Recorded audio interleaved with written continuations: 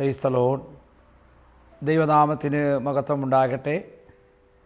Word to world എന്ന TV channel ദൈവവിളി എന്ന പ്രോഗ്രാമിൽ പങ്കെടുക്കുവാൻ കൃപാലുവായ ദൈവം എന്നെയും സഹായിച്ചതിനെ ഓർത്ത് ഞാൻ ദൈവത്തെ സ്തുതിക്കുന്നു. എല്ലാ പ്രേക്ഷകർക്കും വീണ്ടും വരുന്നവനായ യേശുക്രിസ്തുവിന്റെ നാമത്തിലുള്ള സ്നേഹവന്ദനം അർപ്പിക്കുന്നു. എൻ്റെ പേര് പാസ്റ്റർ ജോയ്. കേരളം തിരുവനന്തപുരം ജില്ലയിൽ കുറ്റിച്ചൽ എന്ന ഗ്രാമപഞ്ചായത്തിൽ ഞാൻ താമസിച്ചുകൊണ്ട് കർത്താവിൻ്റെ വേല ഈ ദിവസങ്ങൾ ചെയ്തുകൊണ്ടേയിരിക്കുന്നു. കർത്താവ് എന്നെ വിളിച്ച് വേർതിരിച്ച എൻ്റെ ജീവിതത്തിലെ അനുഭവങ്ങളെക്കുറിച്ച് നിങ്ങളുമായി അല്പസമയം ഞാൻ പങ്കുവയ്ക്കുന്നു. ഞാൻ പറഞ്ഞതുപോലെ യാഥാസ്ഥിതികമായ ഒരു പാരമ്പര്യ ക്രൈസ്തവ കുടുംബത്തിൽ ജനിച്ച് വളർത്തപ്പെട്ട വ്യക്തിയാണ് ഞാൻ. എൻ്റെ പിതാവിൻ്റെ പേര് ശിംശോൻ എന്നാണ്. ഒരു ബിസിനസ്സുകാരനായിരുന്നു. അതിലുപരിയായി ഒരു രാഷ്ട്രീയ പ്രവർത്തകനായി, സ്വാതന്ത്ര്യസമര സേനാനിയായി ദേശത്തിൽ പ്രവർത്തിക്കുന്ന ഒരു വ്യക്തിയായിരുന്നു എൻ്റെ പിതാവ്. എൻ്റെ പിതാവിന് 8 മക്കളാണ്. 8 മക്കളിൽ ഏറ്റവും ഇളയവനും 8ാമത്തവനാണ് ഞാൻ. എൻ്റെ ഭവന പശ്ചാത്തലത്തിൽ ഒത്തിരി പ്രതികൂലങ്ങളും ഭാരങ്ങളും അനുഭവിച്ചൊരു കുടുംബക്കാരായിരുന്നു ഞാൻ. സാമ്പത്തികമായി വളരെ ഞെരുക്കങ്ങളൊന്നുമില്ലായിരുന്നു. എന്നാൽ എൻ്റെ കുടുംബത്തിൽ ആഞ്ഞടിച്ച പൈശാചിക പ്രതികൂല ശക്തികൾ എൻ്റെ കുടുംബത്തെ വല്ലാതെ വേദനിപ്പിച്ചു. എൻ്റെ പിതാവിൻ്റെ പിതാവ് എന്ന് പറയുന്ന വ്യക്തി ഒരു ദൈവഭക്തനായിരുന്നു. എന്നാൽ ആ കാലഘട്ടം മുതൽ തന്നെ ഞങ്ങളുടെ കുടുംബത്തിനകത്ത് ആഞ്ഞടിച്ച ചില പൈശാചിക പ്രതികൂലങ്ങളുണ്ടായിരുന്നു. എൻ്റെ പിതാവിൻ്റെ ജ്യേഷ്ഠന്മാർ 2 പേർ ഒരു ദിവസം ആത്മഹത്യ ചെയ്തു. അതുമായി ബന്ധപ്പെട്ട് വന്ന പ്രതികൂലങ്ങൾ നിമിത്തമായി മാതാപിതാക്കൾ ആ തകർച്ചയിൽ മരണപ്പെട്ടു. ഒറ്റവാക്കിൽ പറഞ്ഞാൽ 8ാമത്തെ വയസ്സിൽ എൻ്റെ പിതാവ് അനാഥനായി മാറി. മാതാപിതാക്കൾ നഷ്ടപ്പെട്ടു. എന്നാൽ നല്ല അന്നത്തെ നിലവാരത്തിൽ സാമ്പത്തിക ചുറ്റുപാടുണ്ടായിരുന്നു. എന്നാൽ അതെല്ലാം തകർന്നുടഞ്ഞു. ഏകയായി മാറിയപ്പോൾ വസ്തുക്കളെല്ലാം പലരും കയ്യേറി. ആ കഷ്ട നടുവിൽ എൻ്റെ പിതാവ് അവസാനം തനിക്ക് ലഭിച്ച ഒരു 1.5 ഏക്കർ സ്ഥലത്തിൽ നിന്ന് തൻ്റെ ജീവിതം ആരംഭിച്ചു. താൻ വിവാഹം കഴിഞ്ഞു. ഈ 3 മക്കൾ ജനിക്കപ്പെട്ടതിന് ശേഷം തൻ്റെ കുടുംബത്തിൽ ആഞ്ഞടിച്ച ആ പൈശാചിക പ്രതികൂലത്താൽ വന്ന മാനസിക രോഗം എൻ്റെ പിതാവിനും അനുഭവിച്ചു. അതിൻ്റെ നടുവിൽ എൻ്റെ പിതാവിന് സുബോധമില്ലാത്ത അവസ്ഥയിൽ ഒരു ദൈവഭൃത്യൻ്റെ അടുക്കൽ കൊണ്ടുപോയി പ്രാർത്ഥിച്ചു. അവിടുന്ന് സുഖം പ്രാപിച്ചു കടന്നു വന്നു. അതിൻ്റെ ബന്ധത്തിൽ ഞങ്ങളുടെ വീട്ടിലൊരു ആത്മീയ കൂട്ടായ്മകൾ നടന്നു. അങ്ങനെ ഞാനും ആ നിലവാരങ്ങൾ ഞാൻ ജനിക്കപ്പെട്ടു. ആ നിലവാരത്തിൽ പോയിക്കൊണ്ടിരിക്കുമ്പോൾ മുന്നാളുകൾ വീട്ടിൽ വന്ന പ്രതികൂലം ഞങ്ങളുടെ വീട്ടിൽ വീണ്ടും ആക്രമിച്ചു. ആത്മീയ അന്തരീക്ഷം നഷ്ടപ്പെട്ടിരിക്കുന്ന ഒരു കാലഘട്ടത്തിൽ ആയിരിക്കുമ്പോൾ 1990 സെപ്റ്റംബർ മാസം 30-ാം തീയതി മനസ്സമാധാനമില്ലാത്ത ജീവിത അനുഭവങ്ങളുടെ നടുവിൽ എൻ്റെ പ്രീഡിഗ്രി വിദ്യാഭ്യാസം കഴിഞ്ഞു. സ്വന്തമായൊരു സ്റ്റുഡിയോ ഞാൻ നടത്തിക്കൊണ്ടിരിക്കുമ്പോൾ കുടുംബത്തിനകത്തുള്ള ഭാരങ്ങൾ പ്രയാസങ്ങളുടെ നടുവിൽ ഞാനും പലവിധമാകുന്ന പ്രതികൂലങ്ങളിലായിരുന്നു. അതിനു മുൻപുള്ള ജീവിത സാഹചര്യം നോക്കുമ്പോൾ കൂട്ടർ കൂടി മദ്യപിക്കുവാനും സമാധാനമില്ലാതെ മദ്യപിക്കുന്നൊരു നിലവാരത്തിലായിത്തീർന്നു. ആ നിലവാരത്തിൽ ജീവിക്കുമ്പോഴാണ് ഒരു കൺവെൻഷൻ സ്ഥലത്ത് വെച്ച് യാദൃശ്ചികമായി ഞാൻ അവിടെ പോയി പുറകിലിരുന്നതാണ്. എന്നാൽ അവസാന സമയം ആ ദൈവദാസൻ പ്രസംഗിച്ച് അവസാനം പ്രാർത്ഥിക്കുമ്പോൾ എന്നെ ആരും ഫോഴ്സ് ചെയ്യുന്നത് പോലെ ഞാൻ മുൻപിലെത്തി. എൻ്റെ ജീവിതത്തിൽ കഴിഞ്ഞ നാളുകളിൽ ഞാൻ ചെയ്തു പോയ എല്ലാ പാപങ്ങളും, ചെറിയ ഒരു പാപം പോലും വളരെ ഘനമായി തോന്നി. ആ നിലവാരത്തിൽ ഞാൻ പാപഭാരത്തെ നിലവിളിച്ചൊരു കുഞ്ഞിനെ പോലെ പൊട്ടിക്കരഞ്ഞ് നിലവിളിച്ചു, പ്രാർത്ഥിച്ചു. അങ്ങനെ 1990 സെപ്റ്റംബർ മാസം 30-ാം തീയതി പാരമ്പര്യമായ നിലവാരത്തിൽ നിന്ന് ഞാൻ യേശുവിനെ സ്വന്തം സ്വീകരിച്ച് ഏതാണ്ട് 22 വയസ്സുള്ളപ്പോൾ അന്നു മുതൽ ഞാൻ സ്ഥിരമായി ബൈബിൾ വായിക്കുവാനും കൂട്ടായ്മകൾ കടന്നു പോകാനും ഇടയായിത്തീർന്നു. അതിൻ്റെ ബന്ധത്തിൽ 91 ലവ് ആർമി ക്രൂസൈഡ് എന്ന് പറയുന്ന ഒരു സുവിശേഷ സംഘടനയിൽ എൻ്റെ ഒരു രോഗബലഹീനത നടുവിൽ ഞാൻ എത്തി. ഞാൻ ഫോട്ടോഗ്രാഫറാണെന്ന് നേരത്തെ ഞാൻ പറഞ്ഞല്ലോ. എനിക്ക് വലത് കണ്ണടച്ച് ഇടത് കണ്ണിലൂടെ ക്യാമറയിൽ കൂടെ നോക്കിയാൽ എനിക്ക് വെള്ളം വരുന്ന രോഗമുണ്ടായിരുന്നു. എന്നാൽ അവിടെ വെച്ച് പ്രാർത്ഥിച്ചു, എനിക്ക് സൗഖ്യം ലഭിച്ചു. അതിൻ്റെ ബന്ധത്തിൽ ആ ലവ് ആർമി ക്രൂസേൽ 91 മുതൽ ഞാൻ അതിനൊരു ഇവാഞ്ചലിസ്റ്റായി 92 ട്രെയിനിങ് കഴിഞ്ഞു. ചെറുതായി കർത്താവിൻ്റെ വേല ചെയ്യുവാൻ തുടങ്ങി. എന്നാൽ എന്നോട് ദൈവവചനം സംസാരിച്ചവരും എനിക്കായി പ്രാർത്ഥിച്ചവരും എൻ്റെ തലയിൽ കൈവച്ചാൽ പറയുന്ന ഒരു കാര്യമുണ്ട്, നിന്നെ ഫുൾ ടൈം ദൈവവേലയ്ക്കായി വിളിച്ചിരിക്കുന്നു, ഫുൾ ടൈം ദൈവവേലയ്ക്കായി ഇറങ്ങണം. എന്നാൽ എനിക്കതിനോട് താല്പര്യമില്ല. എൻ്റെ ചിന്താഗതി ജീവിക്കാൻ പൈസ വേണം, അതിന് അധ്വാനിക്കണം. അതുകൊണ്ട് എനിക്ക് ഫുൾ ടൈം ദൈവവേല ചെയ്യുവാൻ കഴിയില്ല. അവസാനം ഞാൻ ഒരു തീരുമാനമെടുത്തു, പകൽ എൻ്റെ ജോലി, രാത്രിയിൽ ദൈവവേല. അങ്ങനെ പലയിടങ്ങളിലേക്ക് ഞാൻ ശുശ്രൂഷയ്ക്കായി പോയി. രാത്രി കാലങ്ങളിൽ അനേക പ്രാർത്ഥന കൂട്ടായ്മകൾ നടത്തി, ടീമിനോടൊപ്പം പല കൺവെൻഷനുകളിൽ പങ്കെടുക്കും. അതുപോലെ തന്നെ എനിക്കന്ന് സൗഖ്യം പ്രാപിച്ചു. ഞാൻ തീരുമാനമെടുത്തു, ടീമിൻ്റെ എല്ലാ അനുഭവ സാക്ഷ്യങ്ങളും കൺവെൻഷനുകൾ നടക്കുമ്പോൾ ഫ്രീ ആയി അതിൻ്റെ ഫോട്ടോ എടുത്ത് സാക്ഷ്യങ്ങളുടെ ഫോട്ടോകൾ മാസികയിൽ കൊടുക്കാമെന്ന്. അങ്ങനെ ഞാൻ അതൊക്കെ ചെയ്തുകൊണ്ടിരിക്കുന്നെങ്കിലും എൻ്റെ ജീവിതത്തിൽ 92 മുതൽ അപകടത്തിൻ്റെ ഒരു പരമ്പര കടന്നു വരുവാനിടയായി. 1992 ഏപ്രിൽ മാസത്തിൽ എൻ്റെ ഇടത് കയ്യിലൊരു ഗ്ലാസ് പീസ്, 6 mm തിക്കനസ്സുള്ളൊരു ഗ്ലാസ് പീസ് ഞാൻ കൈകൊണ്ട് പിടിച്ച് ഒരു പടി ഇറങ്ങുമ്പോൾ, വലിയ നീളം വീതി ഉള്ളതായിരുന്നു, അത് പൊട്ടി എൻ്റെ ഇടത് കൈയിലെ കൈത്തണ്ടയ്ക്ക് അവിടെ വീണു. എൻ്റെ പുറത്ത് നോക്കുമ്പോൾ ഏതാണ്ട് 20ഓളം സ്റ്റിച്ചുണ്ട്. മൊത്തം ആ 2 അസ്ഥികൾ കാണുന്ന നിലവാരത്തിൽ തണ്ടയിൽ ഒരു ആഴത്തിൽ മുറിവുണ്ടായി, ഞരമ്പുകൾ കട്ടായി. പല ചികിത്സകൾ മാറി അവസാനം തിരുവനന്തപുരം മെഡിക്കൽ കോളേജിൽ പ്ലാസ്റ്റിക് സർജറി വിഭാഗത്തിൽ പോയി. അന്നത്തെ പ്രൊഫസറായ ഡോക്ടർ രാമകൃഷ്ണനും അന്ന് ജൂനിയർ പ്രൊഫസറായ സോഫിയ മാഡം ഇവർ പറഞ്ഞു, ഈ കൈക്ക് കൊണ്ട് ഇനി ഒരു പ്രയോജനമില്ല. അങ്ങനെ എനിക്ക് ഈ 3 വിരലുകൾ ചലിക്കുവാൻ കഴിയാത്ത, ഈ കയ്യിലുള്ള ഈ 3 വിരലുകൾ ചലിക്കുവാൻ കഴിയാത്ത ഒരു അനുഭവം എൻ്റെ ജീവിതത്തിലുണ്ടായി. ഇലക്ട്രോ മയോഗ്രഫി ടെസ്റ്റ് നടത്തുമ്പോൾ ഈ 3 വിരലുകൾ ചലിക്കുന്നില്ല. അങ്ങനെ ഇരിക്കുമ്പോൾ മസ്കറ്റ് ഹോട്ടലിൽ പ്ലാസ്റ്റിക് സർജറി വിഭാഗത്തിൻ്റെ ഒരു കോൺഫറൻസ് നടക്കുമ്പോൾ അവിടെ എന്നെ വിളിപ്പിച്ചിരുന്നു. വെല്ലൂർ ക്രിസ്ത്യൻ മെഡിക്കൽ കോളേജിൽ നിന്ന് പ്രൊഫസർമാരാണ് അവിടെ കടന്നു വന്നത്. എന്നെയും പരിശോധിച്ചിട്ട് പറഞ്ഞു, ഇനി ഒരിക്കലും ഈ കൈ നേരെയാകുവാൻ സാധ്യതയില്ല, വേണമെങ്കിൽ ഒരു പ്രാവശ്യം കൂടെ ഈ ഞരമ്പുകൾ ഓപ്പൺ ചെയ്ത് കെട്ടി നോക്കാൻ ഞങ്ങൾക്ക് ഉറപ്പില്ല എന്ന് പറഞ്ഞു. അങ്ങനെ ഞാൻ ഇരിക്കുമ്പോൾ ഞാൻ വളരെ ഭാരത്തിലാണ്. എന്നാൽ ഒരു ദിവസം രാത്രി ഞാൻ പ്രാർത്ഥിച്ചു കൊണ്ടിരിക്കുമ്പോൾ എനിക്ക് ഈ കൈ കൊണ്ട് ഒരു ഗ്ലാസ് വെള്ളം ഇങ്ങനെ എടുത്ത് കുടിക്കുവാൻ കഴിയാത്ത ഒരവസ്ഥയിലായിരുന്നു. അങ്ങനെ ഇരിക്കുമ്പോൾ ഞാൻ പ്രാർത്ഥിച്ചു. പെട്ടെന്ന് എൻ്റെ ഉള്ളിൽ ആത്മപ്രേരണ ഉണ്ടായി. എൻ്റെ വീടിന് നിന്ന് അല്പം അകലെയാണ് എൻ്റെ കിണർ. ആ കിണറിൻ്റെ അടുക്കലെത്തി തൊട്ടിയെടുത്ത് വെള്ളത്തിലിട്ടു. ഞാൻ 2 കൈ കൊണ്ട് വെള്ളം വലിച്ചു കോരി. എൻ്റെ യേശു എന്നെ സൗഖ്യമാക്കി. അന്നു മുതൽ അല്പം കൂടി ശക്തിയോടെ ഞാൻ ദൈവവേല ചെയ്തു. എങ്കിലും ഫുൾ ടൈം കർത്താവിൻ്റെ വേല ചെയ്തില്ല.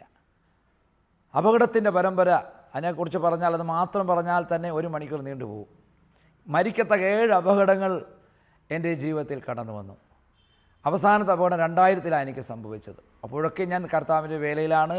അനേകർക്കായി പ്രാർത്ഥിക്കുന്നു, രോഗികൾ സൗഖ്യമാക്കുന്നു. എൻ്റെ ഭവനത്തിനകത്ത് തന്നെ 2 ക്യാൻസർ രോഗികൾ, 2 സഹോദരന്മാർ ക്യാൻസർ രോഗം വന്നു. അവിടെയൊക്കെ പ്രാർത്ഥിപ്പാൻ ദൈവം എന്നെ ഉപയോഗിച്ചു. 2 സഹോദരന്മാരും കർത്താവ് വിടുവിച്ച് അവരിന്നും ജീവനോടെ ഇരിക്കുന്നു. 25-30 വർഷങ്ങളായി അവർ ജീവനോടെ ഇരിപ്പുണ്ട്.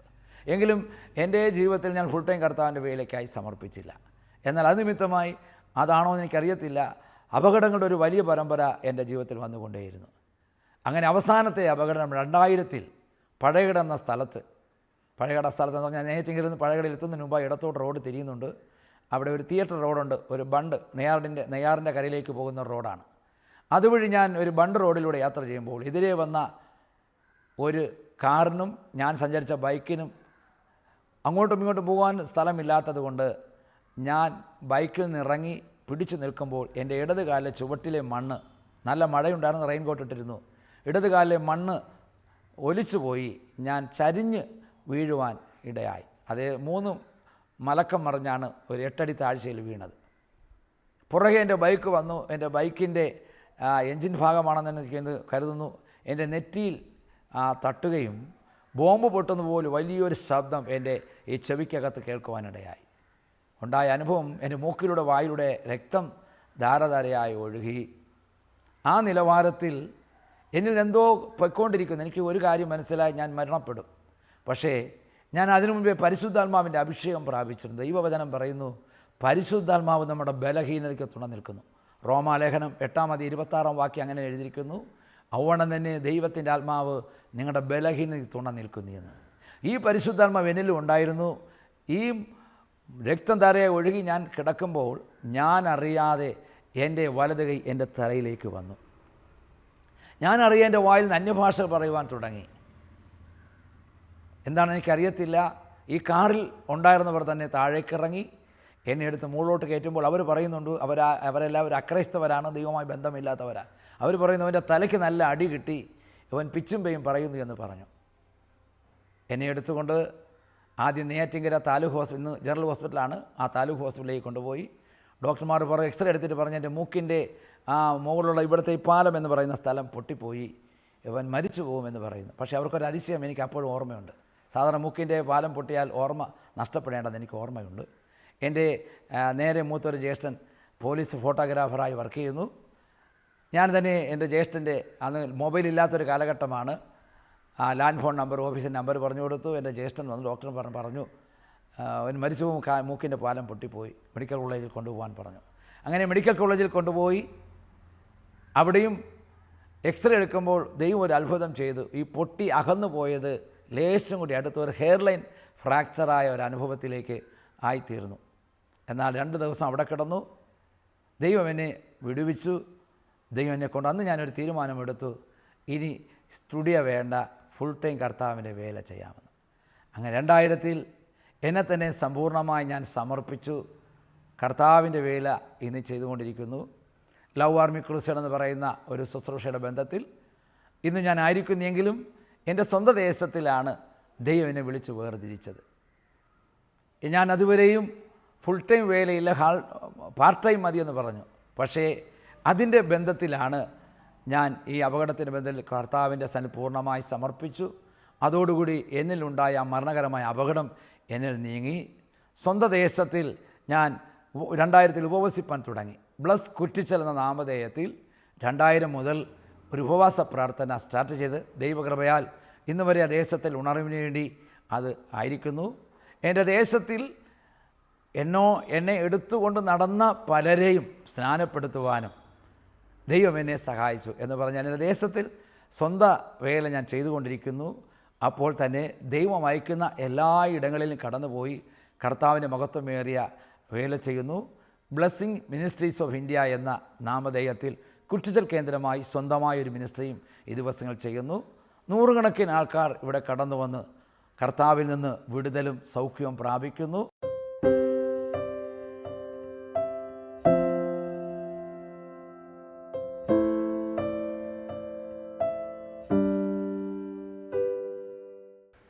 ഞാൻ നേരത്തെ സൂചിപ്പിച്ചല്ലോ, ഞാൻ ജീവിച്ച പശ്ചാത്തലങ്ങൾ നടുവിൽ നിന്ന് ദൈവം എന്നെ വിളിച്ചു, ദൈവം എന്നെ വേർതിരിച്ചു. എന്നാൽ ആ ദൈവശബ്ദം ഉള്ളതുപോലെ കേൾക്കുവാൻ ഞാൻ എൻ്റെ യൗവനകാലത്തിൽ അതിനുവേണ്ടി ശ്രമിച്ചില്ല. എന്നാൽ എന്നു ആ വിളി ഞാൻ ഏറ്റെടുത്തോ അന്നു മുതൽ ദൈവം എന്നെ ഉയർത്തുവാൻ തുടങ്ങി. എന്നെ കേൾക്കുന്ന പ്രിയ സഹോദരങ്ങളെ, എനിക്കൊരു വാക്ക് നിങ്ങളോട് പറയുവാനുള്ളത്, ഈ ദൈവശബ്ദം കേട്ടാൽ, ദൈവവിളി കേട്ടാൽ ദൈവം വിളിച്ചതിനൊത്ത് ഇറങ്ങിത്തിരിക്കണം. ദൈവത്തിന് ആവശ്യം യൗവനക്കാരെയാണ്. എന്ന് പറഞ്ഞാൽ നല്ല ആരോഗ്യമുള്ളപ്പോൾ, നല്ല സൗന്ദര്യമുള്ളപ്പോൾ, അപ്പോഴാണ് ദൈവം വിളിക്കുന്നത്. ആ ദൈവവിളി ഏറ്റെടുത്ത് നമ്മൾ ഇറങ്ങിത്തിരിച്ചാൽ, ഇന്ന് സമൂഹത്തിന് ഒരു ഭയമുണ്ട്, ദൈവം വിളിച്ചിറങ്ങിത്തിരിച്ചാൽ എങ്ങനെ ജീവിക്കും, അതുകൊണ്ട് എങ്കിലെങ്കിലും കാര്യങ്ങൾ നടക്കുമോ എന്നൊക്കെ ചോദിക്കുന്നവരുണ്ട്. എൻ്റെ ജീവിതാനുഭവത്തിൽ നിന്ന് പറഞ്ഞാൽ, ഞാൻ ദൈവം എന്നെ വിളിച്ച് വേർതിരിക്കുമ്പോൾ 2 കാര്യം ഞാൻ ദൈവത്തോട് പറഞ്ഞു. ഫുൾ ടൈം ഞാൻ ദൈവവേലയ്ക്ക് 2ആയി സമർപ്പിക്കുമ്പോൾ 2 കണ്ടീഷൻ വെച്ചു. എൻ്റെ ഒരാവശ്യം ഒരു മനുഷ്യനോട് ഞാൻ പറയുകയില്ല. 2, ഞാൻ എവിടെ പോയി ചെന്നാലും അവിടെ ദൈവപ്രവൃത്തി വെളിപ്പെടണം. കൃപയാൽ ഞാനൊരു കാര്യം പറയട്ടെ, 2000-ൽ ഞാൻ സമ്പൂർണ്ണമായി സമർപ്പിച്ചു. എൻ്റെ സ്റ്റുഡിയോ വിട്ട് കർത്താവിൻ്റെ വേലയ്ക്കായി ഇറങ്ങി. ഇന്ന് വരെ എൻ്റെ വ്യക്തിപരമായ ഒരു ആവശ്യം ഒരു മനുഷ്യനോട് പറഞ്ഞിട്ടില്ല. എന്നാൽ എൻ്റെ ആവശ്യങ്ങൾ കണ്ട ദൈവം ഇന്ന് വരെ എനിക്ക് ആവശ്യമുള്ളതെല്ലാം എൻ്റെ കൈകളിൽ കൊണ്ടു തന്നു. കഴിഞ്ഞ ദിവസങ്ങളൊക്കെ എൻ്റെ ജീവിതാനുഭവത്തിൽ നോക്കുമ്പോൾ എൻ്റെ തകർച്ചകളും ഭാരങ്ങളും വന്ന് അതിനുശേഷം എനിക്ക് പ്രതികൂലം വന്നില്ലെന്നല്ല ഞാൻ പറഞ്ഞത്. ഏത് കഷ്ടക്ലേശങ്ങൾ വന്നാലും എന്നെ വിളിച്ച ദൈവം വിശ്വസ്തനാണ്. ആ ദൈവം എനിക്ക് ആവശ്യമുള്ളതെല്ലാം തന്നു. എങ്ങനെ തന്നു? എന്നിലൂടെ അത്ഭുതങ്ങൾ, അടയാളങ്ങൾ, വീര്യപ്രവൃത്തികൾ ദൈവം ചെയ്തു. അടുത്ത നാളിൽ ഒരു ദൈവദാസൻ എൻ്റെ സാക്ഷ്യം കേട്ടിട്ട് ഒരു ബുക്ക് തയ്യാറാക്കി തരാമെന്ന് പറഞ്ഞു. ആ ദൈവദാസൻ നിത്യതയിൽ ഇപ്പോൾ എടുക്കപ്പെട്ടു. ഞാൻ അതിനുവേണ്ടി ആഗ്രഹിക്കുന്നില്ലെങ്കിലും ഒന്ന് രണ്ട് കാര്യങ്ങൾ കർത്താവിന് ബലഹീനമായി നമ്മളിലൂടെ ചെയ്യും. ഞാൻ പറഞ്ഞല്ലോ, എൻ്റെ വീട്ടിൽ 2 വ്യക്തികൾക്ക് ക്യാൻസർ രോഗം വന്നു. ഒരാളുടെ ഉദരത്തിൽ യൂട്രസിൽ ക്യാൻസർ വന്നു, മറ്റൊരാളുടെ കാലിൽ ക്യാൻസർ വന്നു. ഇത് 2 ഡോക്ടർമാർ മരിച്ചു പോകുന്ന RCC വിധിയെഴുതിയ സ്ഥലത്ത് ഒരു സഹോദരന്റെ കാലിൽ വന്ന ക്യാൻസർ കാൽമുട്ടിന് മുകളിൽ 6 ഇഞ്ച് മാറ്റി കട്ട് ചെയ്യുവാൻ വേണ്ടി, ആംബ്യൂട്ട് ചെയ്യുവാൻ വേണ്ടി ഡോക്ടറിന് വിധി എഴുതിയ സ്ഥലത്ത് ഇന്നും കർത്താവ് സൗഖ്യമാക്കി ജീവനോടിരിക്കുന്നു. മറ്റൊരു സഹോദരിയും ആ നിലവാരത്തിലായിരുന്നു. അപ്പോൾ ഞാൻ പറഞ്ഞു വന്നത് ഒന്ന് മാത്രമാണ്, നമ്മിലൂടെ അത്ഭുതങ്ങൾ, അടയാളങ്ങൾ, വീര്യപ്രവൃത്തികൾ ചെയ്യുവാൻ എൻ്റെ ദൈവത്തിന് കഴിയും. ഞാൻ അത്ഭുതങ്ങളുടെ പുറകെ ഞാൻ പോയാൽ ഒരുപാട് കർത്താവ് എന്നിലൂടെ ചെയ്ത അത്ഭുതങ്ങൾ എനിക്ക് പറയുവാൻ സാധിക്കും. എന്നിലൂടെ എന്ന് പറഞ്ഞാൽ ഞാനൊരു മുഖാന്തരം മാത്രമാണ്. അത്ഭുതം പ്രവർത്തിക്കുന്നത് യേശു മാത്രമാണ്. ആ നാമം പ്രാർത്ഥിച്ചപ്പോൾ ഞങ്ങളുടെ പ്രെയർ സെൻ്ററുണ്ട്, ഒരു ചർച്ചുണ്ട്. ഞാൻ പറഞ്ഞല്ലോ, കുറ്റിച്ചൽ ബ്ലെസ്സിങ് വർഷിപ്പ് സെൻറ്റർ. അവിടെ ഒത്തിരി പൈശാചിക ബാധകളാൽ ഭാരപ്പെട്ട പലരെയും കൊണ്ടുവന്നിട്ടുണ്ട്. ചങ്ങലകളാൽ ബന്ധിച്ചവരെ കൊണ്ടുവന്നു. ഒരിക്കൽ ഞാൻ ഓർക്കുന്നു, വിഴിഞ്ഞത്തിൽ നിന്ന് ഒരു ചെറുപ്പക്കാരൻ മെഡിക്കൽ കോളേജിൽ അവൻ MBBS പഠിച്ചു കൊണ്ടിരുന്നവനാണ്. അവൻ്റെ കാൽപാദം കൂട്ടിക്കെട്ടി, കാൽ മുട്ട് കെട്ടി, കൈ കെട്ടി, ആ നിലവാരത്തിൽ കൊണ്ടുവന്നവർ പറഞ്ഞു, ഇവനെ കെട്ടഴിച്ചാൽ എല്ലാവരെയും ആക്രമിക്കുമെന്ന് പറഞ്ഞു. എല്ലാവരും പേടിച്ചു. ഞാൻ പറഞ്ഞു, ഞാനൊരു അരമണിക്കൂർ പ്രാർത്ഥിച്ചിട്ട് പറഞ്ഞു അവനെ കെട്ടഴിക്കും. അവർക്ക് പേടിയാണ്. ഞാൻ ആദ്യം അവൻ്റെ കൈയുടെ കെട്ടഴിച്ചു. ചിലപ്പോൾ ആക്രമിക്കുമെങ്കിലോ. അവൻ കൈ ശാന്തനായി. അവൻ്റെ കണ്ണിൽ കണ്ണുനീർ വരാൻ തുടങ്ങി. കാലിൻ്റെ കെട്ടഴിച്ചു, മുട്ടിലെ കെട്ടഴിച്ചു, കാൽപാദത്തിൽ കെട്ടഴിച്ചു. അവൻ ഓടി എൻ്റെ കാൽപാദത്തിൽ, ഞാൻ പറഞ്ഞു എൻ്റെ കാൽമുട്ടിൽ പിടിക്കേണ്ട. അവൻ യേശുവിനെ സ്വീകരിച്ചു. അവനെ പൂർണ്ണമായി സൗഖ്യമാക്കി. അവൻ ഇന്ന് അവൻ്റെ കോഴ്സ് പൂർത്തീകരിച്ചു, നന്നായി ജീവിക്കുന്നു. ഇതുപോലെ ഒത്തിരി ജീവിത അനുഭവങ്ങൾ എൻ്റെ ജീവിത അനുഭവത്തിൽ കർത്താവ് എനിക്ക് ചെയ്ത നന്മകളെക്കുറിച്ച് എനിക്ക് പറയുവാനുണ്ട്. എന്നെ കേൾക്കുന്ന സഹോദരനോട് ഞാൻ പറയുന്നത്, നിങ്ങളെ ദൈവം വിളിച്ചിട്ടുണ്ട് എങ്കിൽ ആ വിളിക്കൊത്തവണ്ണം നിങ്ങൾ ഇറങ്ങിത്തിരിച്ചാൽ ഈ കർത്താവ് നിങ്ങളെ ഉപയോഗിക്കുന്നവനാണ്. ഇന്ന് ഒരു യുവതലമുറ നാശത്തിൽ പോയിക്കൊണ്ടിരിക്കുന്നു. അവർ ദൈവമില്ല എന്ന് പറയുന്ന പലരുമുണ്ട്. എന്നെ കേൾക്കുന്ന പ്രിയ സഹോദരന്മാരെ, ദൈവം ഇന്നുമുണ്ട്. യേശു ഇന്നും ജീവിച്ചിരിക്കുന്നു. യേശു കാൽവറിയിൽ ഒഴുകിയ രക്തത്തിലൂടെ നമുക്ക് അടിപ്പിണരാൽ സൗഖ്യമുണ്ട്. ഞാനീ പറഞ്ഞതൊക്കെ എവിടെയാണ് അത്ഭുതം നടന്നത്? എന്നിൽ മാസ്മരികതയല്ല, എൻ്റെ ഉള്ളിൽ പൗലൂസിൻ്റെ ഭാഷയിൽ പറഞ്ഞ മഹത്വ പ്രത്യാശയായ ക്രിസ്തു എൻ്റെ ഹൃദയത്തിൽ ഇരിക്കുന്നു. ആ യേശു ക്രിസ്തുവിനെ നാമം പറഞ്ഞപ്പോൾ മാത്രമാണ് ഞാൻ ഈ പറഞ്ഞ അത്ഭുതങ്ങൾ, അടയാളങ്ങളെല്ലാം നടന്നത്. ഇന്നും അത് നടന്നുകൊണ്ടിരിക്കുന്നു. അതുകൊണ്ട് ഈ ദിവസങ്ങളിൽ ദൈവം നിങ്ങളെ വിളിച്ചിട്ടുണ്ടെങ്കിൽ ആ വിളിക്കൊത്തവണ്ണം നിങ്ങളെ സമ്പൂർണ്ണമായി ഒന്ന് സമർപ്പിക്കുക. ദൈവത്തിന് വിദ്യാഭ്യാസം ദൈവം ചോദിക്കുന്നില്ല, സൗന്ദര്യം ചോദിക്കുന്നില്ല. നിങ്ങളായിരിക്കുന്ന സ്ഥിതികളുടെ നടുവിൽ ദൈവത്തിനായി ഇറങ്ങിത്തിരിച്ചാൽ ദൈവം നിങ്ങൾ ഉപയോഗിക്കും. ദൈവത്തിൻ്റെ വിദ്യാഭ്യാസം ഒരു മുഖാന്തരമല്ല. ഈ ലോകത്തിലെ അധികം പഠിപ്പുകളൊന്നും ദൈവം നോക്കുന്നില്ല. പക്ഷേ ഒന്ന് മാത്രം, നിങ്ങളുടെ ഹൃദയം ദൈവത്തിനായി സമർപ്പിക്കുക. ഹൃദയം ദൈവത്തിനായി സമർപ്പിച്ച് നിങ്ങളെ വിളിച്ച വിളിക്കൊത്തവണ്ണം നിങ്ങൾ സമർപ്പിച്ചു കൊടുത്താൽ നിങ്ങളെ ഇന്നും ഉപയോഗിപ്പാൻ ദൈവം ഇന്നും സർവശക്തിയുള്ള ദൈവമാണ്. ദൈവവചനത്തിൻ്റെ നിങ്ങൾ ആഴങ്ങൾ നോക്കിയാൽ നിങ്ങൾക്കറിയാൻ സാധിക്കും, ദൈവം വിളിച്ച പലരും ഈ ലോകത്തിലെ നികൃഷ്ടരായിരുന്നവരാണ്. പൗലോസ് അല്ലെങ്കിൽ ശൗൽ എന്ന് പറയുന്ന വ്യക്തി ക്രൈസ്തവ സമൂഹത്തിന് ഏറ്റവും കൂടുതൽ ഭയാനകമായ നാശം വരുത്തിയ വ്യക്തിയായിരുന്നു. കുതിരപ്പുറത്ത് മറ്റുള്ളവരെ നശിപ്പിക്കാൻ ഓടിക്കൊണ്ടിരിക്കുമ്പോൾ സിറിയയുടെ തലസ്ഥാനമായ ദമസ്കസിൽ വെച്ച് പൗലൂസിനെ ദൈവം തൊടുവാനിടയായി. എവിടെ തൊട്ടോ അവിടെ സമ്പൂർണ്ണമായി സമർപ്പിച്ചു. ബൈബിൾ പറയുന്നു, ശൗൽ മേൽക്കുമേൽ ശക്തി പ്രാപിച്ചു. ദൈവജനത്തിന് വിരോധമായിരുന്നവരെ മിണ്ടാതാക്കി അവൻ ദൈവവേലക്കാരനായി മാറി. ഇതുപോലെ ബൈബിളിനകത്ത് നോക്കുമ്പോൾ അനേകവധി പേരെ നമുക്ക് കാണുവാൻ സാധിക്കും. ദൈവം വിളിച്ചപ്പോൾ അതിനൊത്തവണ്ണം ഇറങ്ങിത്തിരിച്ചവർ. എന്നാൽ ദൈവവിളി കേട്ട് ആ വിളിക്കൊത്തവണ്ണം ഇറങ്ങാത്തവരുണ്ട്. നമുക്കറിയാം, യോന ദൈവം വിളിച്ചെങ്ങോട്ടാ ലക്ഷ്യത്തിലേക്ക് കൊണ്ടുപോയത്? നിനവയ്ക്കാണ്. അവനങ്ങോട്ട് പോയി തർശീസിലേക്കാണ്. എന്താണ് സംഭവിച്ചത്? ഒത്തിരി കഷ്ടതകൾ, യാതനകൾ അനുഭവിച്ചു. അവസാനം ദൈവത്തിൻ്റെ ഹിതത്തിലേക്ക് വഴങ്ങേണ്ടി വന്നു. അവൻ നിനവയിലെത്തി. എങ്ങനെയാണ് നമുക്കെല്ലാവർക്കും അറിയാം.